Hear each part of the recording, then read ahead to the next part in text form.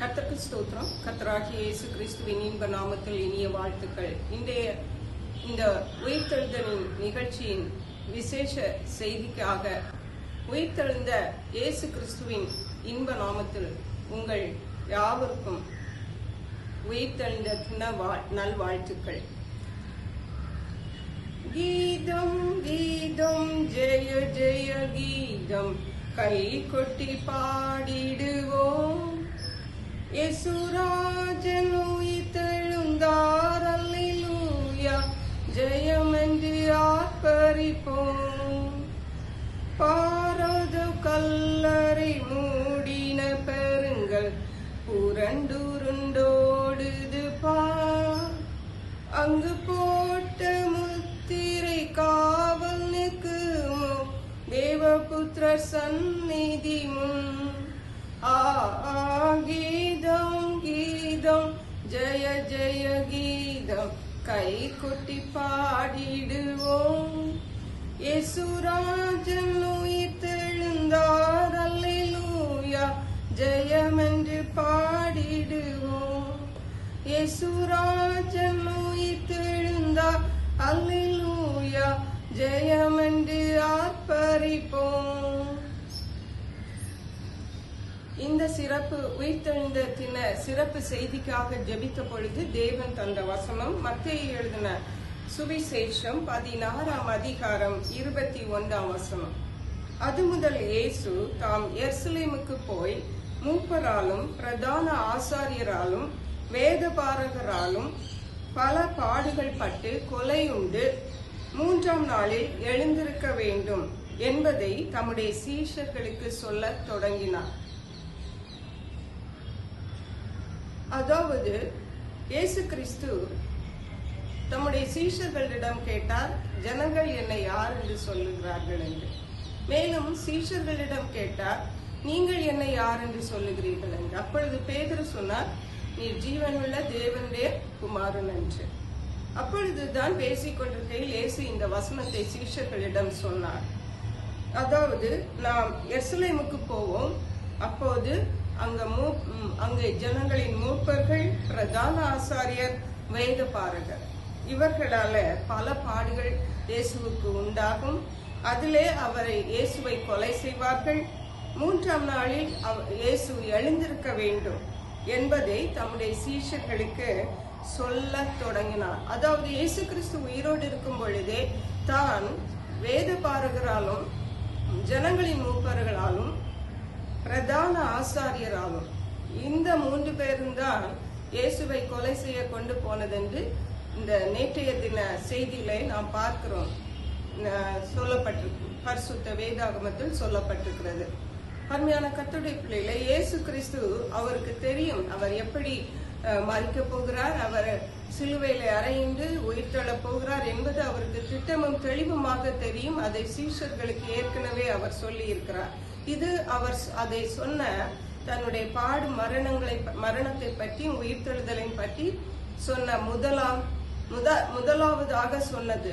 இரண்டாவதாக பார்க்கும் பொழுது மத்தேயு எழுதின சுவிசேஷம் 17ஆம் அதிகாரம் 18-19 வசனங்கள் இவ்விதமாக சொல்லுகிறது. மத்தேயு எழுதின சுவிசேஷம் இரண்டாவதாக பார்க்கும் பொழுது மத்தேயு எழுதின சுவிசேஷம் 17ஆம் அதிகாரம் 22-23 வசனங்கள் இவ்விதமாக சொல்லுகிறது.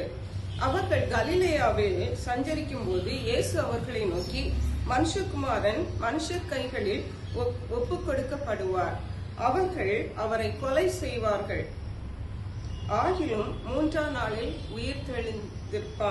உயிர்த்தெழுந்திருப்பார் என்றார். அவர்கள் மிகுந்த துக்கமடைந்தார்கள். 2ஆம் தடவை சீஷர்களிடம் இயேசு சொன்னார். கலிலேயாவில் அவங்க போயிட்டு இருக்கிறாங்க. அதாவது இயேசு யோவானையும் பேதுருவையும் கூட்டிக் கொண்டு, யாக்கோபையும் கூட்டிக் கொண்டு அங்கே மலையில போய் மறுரூபமானதற்கு பின்பதாக இதை சொல்லுகிறார். கலிலேயாவில் இருக்கும் பொழுது சொல்லுகிறார், மனுஷகுமாரன் மனுஷர் கைகளில் ஒப்பு கொடுக்கப்படுவார், அவர்கள் அவரை கொலை செய்வார்கள், மேலும் 3ஆம் நாளில் உயிர்த்தெழுந்து விடுப்பார் என்றார்.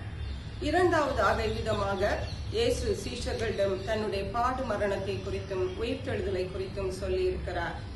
மூன்றாவது தடவையாக 3 தடவை சொல்லியிருக்கார். மூன்றாவது தடவை பார்க்கும் பொழுது மத்தேயு எழுதின சுவிசேஷம் 20ஆம் அதிகாரம்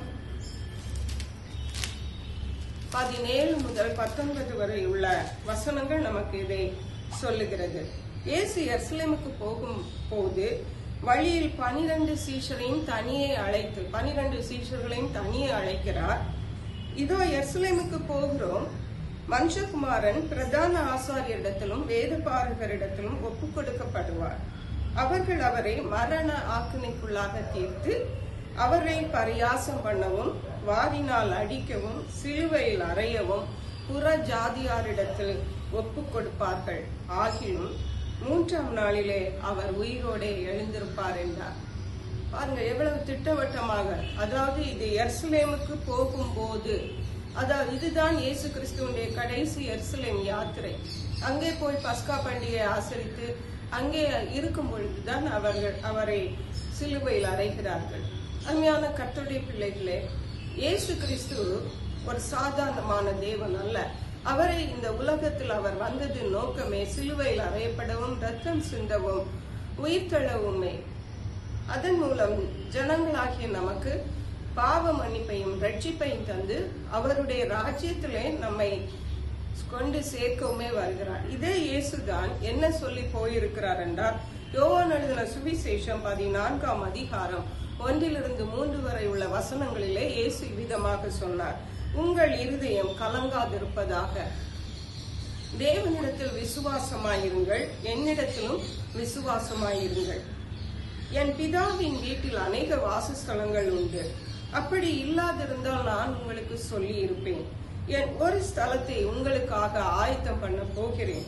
நான் போய் உங்களுக்காக ஸ்தலத்தை ஆயத்தம் பண்ணின பின்பு நான் இருக்கிற இடத்திலே நீங்களும் இருக்கும்படி நான் மறுபடியும் வந்து உங்களை என்னிடத்தில் சேர்த்துக் கொள்ளுவேன். நமக்காக ஒரு வீட்டை அங்கே பரலோக ராஜ்யத்தில் ஆயத்தம் பண்ணி கொண்டிருக்கிறார்.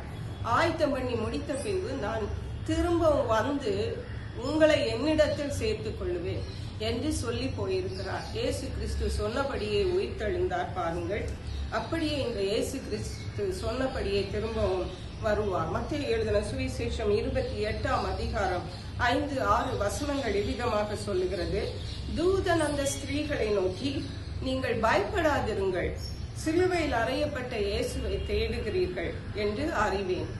அவர் இங்கே இல்லை, தாம் சொன்னபடியே உயிர்த்தெழுந்தார். கர்த்தரை வைத்த இடத்தை பாருங்கள். இயேசு கிறிஸ்துடைய உயிர்த்தெழுதல் ஒரு ரகசியமாக வைக்கப்படவில்லை. இயேசு கிறிஸ்து சீஷர்களுக்கு 12 பேருக்கும் சொல்லி இருக்கிறார். அதுதான் தான் சொன்னபடியே இயேசு உயிர்த்தெழுந்தார். அப்படியே இதே இயேசு கிறிஸ்து தாம் சொன்னபடியே திரும்பவும் வருவார். நமக்காக ஒரு ஸ்தலத்தை ஆயத்தம் பண்ணிவிட்டார். அவர் திரும்பவும் நமக்காக வருவார். நாம் ஆயத்தமாகவும் தேவனை சந்திப்போம். அவருடைய நாளிலே அவருடைய ராஜ்யத்திலே பங்குள்ளவர்களாயிருப்போம். அதற்கேற்ற கிருபைகளை தேவன் நமக்கு தந்தருள்வாராக ஜெபிப்போம். எங்களை கிருபையை நேசித்து பாதுகாத்து வழி நடத்துகிற எங்கள் அன்பின் தகப்பனே, ஆசீர்வதிக்கப்பட்ட இந்த நல்ல உயிர்த்தெழுந்த சிறப்பு நிகழ்ச்சிக்காக நன்றி. எங்களுக்காக மரித்து உயிர்த்து எங்களுக்காக ரட்சிப்பை உண்டு பண்ணின கர்த்தர் நீரப்பா, உம்முடைய அன்பை உணர்ந்து அப்படியே நீர் நான் போய் ஒரு ஸ்தலத்தை உங்களுக்காக ஆயத்தம் பண்ணின பின்பு வந்து என்னை உங்களை என்னிடத்தில் சேர்த்துக் கொள்ளுவேன் என்று சொல்லியிருக்கீங்கப்பா. நாங்களும் உடைய வருகைக்கென்று ஆயத்தப்பட, உடைய வருகை ஒரு கட்டுக்கதை அல்ல, ஒரு வேடிக்கை பார்க்கிற நேரமும் அல்ல, ஒரு வேடிக்கையான சம்பவமும் அல்ல, அது உண்மையான நிஜமான சம்பவம். அதற்கு எங்களை ஆயத்தப்படுத்த உம்மோடு உடைய நாளிலே நாங்கள் காணப்பட எங்களுக்கு உதவி செய்யுங்க. நன்றி பரிசுத்த ஆவியானவரே, துதிகன மகிமை மக்கே செலுத்துகிறோம். இயேசு கிறிஸ்துவின் இன்ப நாமத்தில் ஜெபிக்கிறோம் எங்கள் அன்புள்ள பரமபிதாவே. ஆமென். God bless you.